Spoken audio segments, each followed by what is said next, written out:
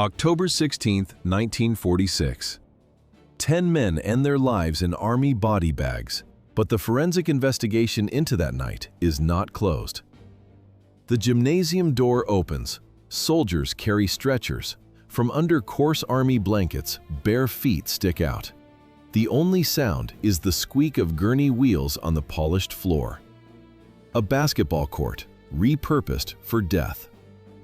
It is 2 a.m. in Nuremberg prison.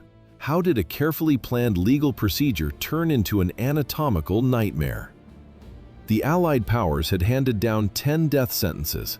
For comparison, the Tokyo Tribunal for Major War Criminals would execute only 7. This was meant to be the final, sanitized chapter. 10 men, 10 gallows. The entire operation was scheduled for 2 hours, a swift, industrial process. One by one, they walked through a curtained doorway. They did not walk back. The schedule allotted 90 minutes for all 10 executions. The last death was confirmed almost 2 hours after the first. A proper hanging is an equation of physics. The condemned man's weight, the length of the rope, the force of the fall. The goal is a clean fracture of the cervical vertebrae, an instantaneous death. This science was not new.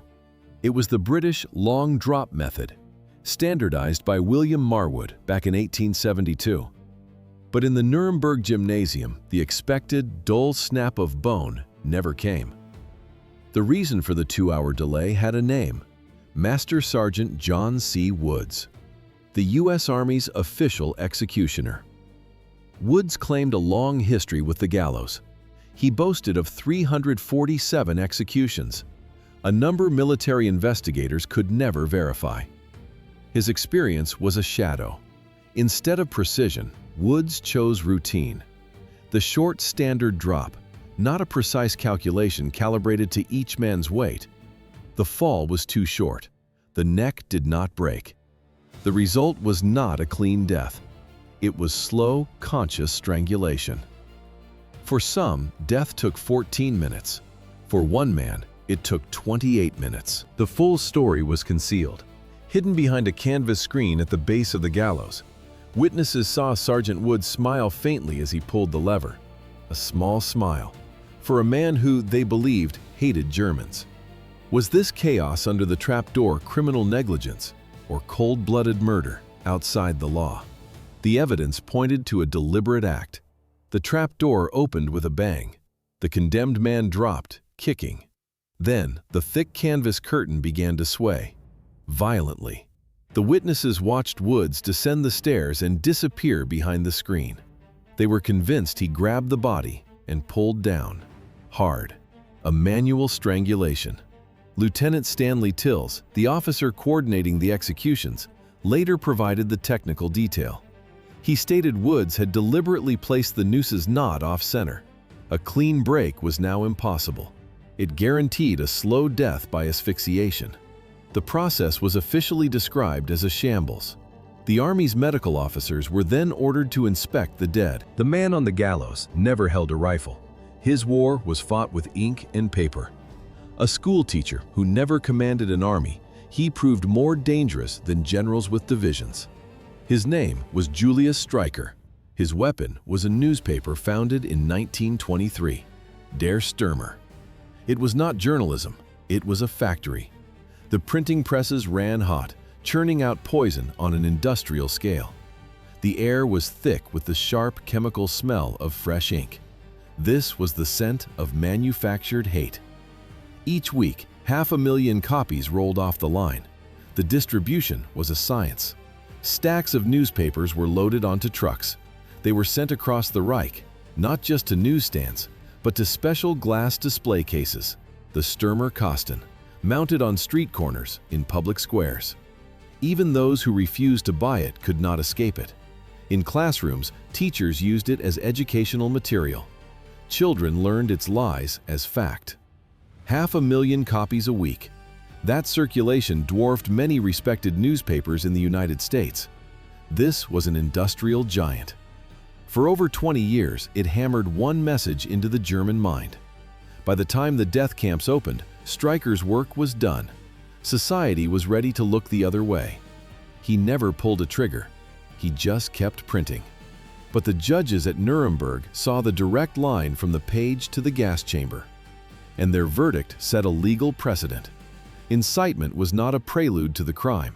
Incitement was the crime. The architect of this crime did not cry out for a leader.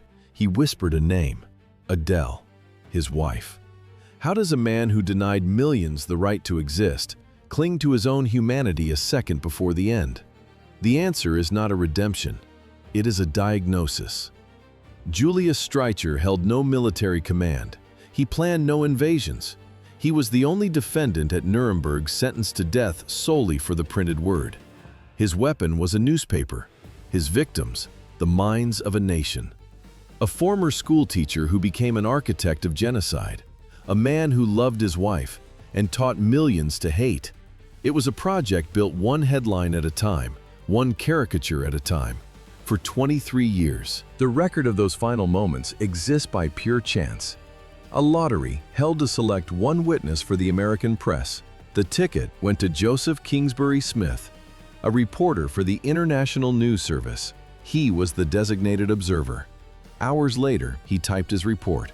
The sound of keys striking paper, stamping each fact into the historical record.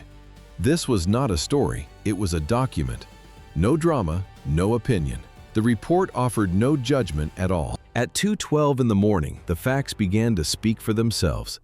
Reporter Kingsbury Smith watched as Julius Streicher was led to the gallows. The guard stopped him at the foot of the stairs. Identification, a piercing scream. Heil Hitler! The sound sent a shiver down the reporter's spine. A man already hardened by an hour of executions. What does the chief ideologue of hatred say when only the noose and witnesses remain before him? An officer ordered the interpreter to ask his name. Streicher shouted back, "You know my name well." He screamed it, "Julius Streicher." Upon reaching the platform, he glanced up. Now it goes to God. Then, facing the witnesses, one final cryptic phrase. Purimfest 1946. A deliberate historical parallel. The Jewish holiday of Purim commemorates the execution of Haman, an ancient Persian vizier who plotted to exterminate the Jewish people in the 5th century BC. This was not delusion. It was his last act of propaganda. The officer asked for any final words. Streicher turned. "The Bolsheviks will hang you one day." The black hood was pulled over his head. The screams ended. But from beneath the dense fabric, the reporter heard something else. A muffled whisper. "Adele, my dear wife." The trapdoor opened with a bang. He plunged through the wooden floor. The body dropped. And in the shadows beneath the gallows, the legal structure of the Allied powers was put to the test. Above the floorboards, a triumph of international law. Below them, something closer to medieval lynching. The Nuremberg Trials were designed as more than revenge. They were the architecture of a new world, where even the greatest crimes would be met with process. A clear set of rules for everyone. For months, the Allied powers argued one core principle. The rule of law must replace raw vengeance. No man, no matter his crimes, could be punished outside that law. It was the entire point of Nuremberg. But what happened behind the executioner's screen threatened to burn that principle to the ground. A just sentence, an unjust execution. The contradiction created a permanent flaw, a crack in the foundation. This matters because the protocols written in 1946 became the blueprint for the International Criminal Court in The Hague. The precedent of Nuremberg was set, but the contradictions hidden beneath the gallows were now part of its legal DNA. The legal case was closed, but the physical evidence remained. Before dawn on October 16, 1946, 10 bodies left Nuremberg in secret. Their destination was a crematorium in Munich. The goal was total erasure. No body, no grave, no shrine for a martyr. The furnaces did their work. The bones became dust. That gray ash was poured into the cold water of a nameless river. A disappearing stain in the current. A file closed. Back in the gymnasium, the work continued. The list was not yet finished. 10 names, 10 trapdoors, 1 gymnasium. The reporter in the room simply noted the time and moved on to the next name on his list.